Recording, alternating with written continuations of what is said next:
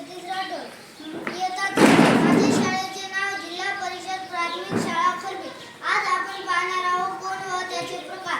कोणामध्ये कोणकोणते घटक असतात? पहिला रेषाखंड, दुसरा भुजा, तिसरा सामायिक बिंदू, तिसरा चौथा शिरोबिंदू.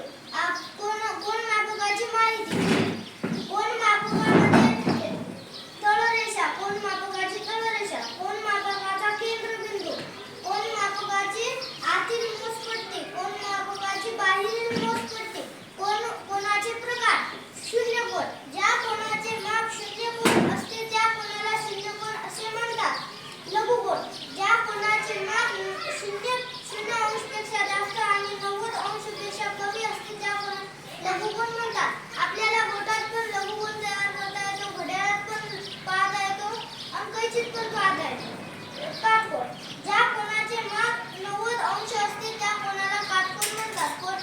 काटकोन 9 वाजल्या तर काटकोन होते आणि 3 वाजल्यानंतर पण काटकोन होते. घड्याळात पण पाहता येते काटकोन, बोटात पण पाहता येते काटकोन, कैचीवर पण काटकोन पाहता येते.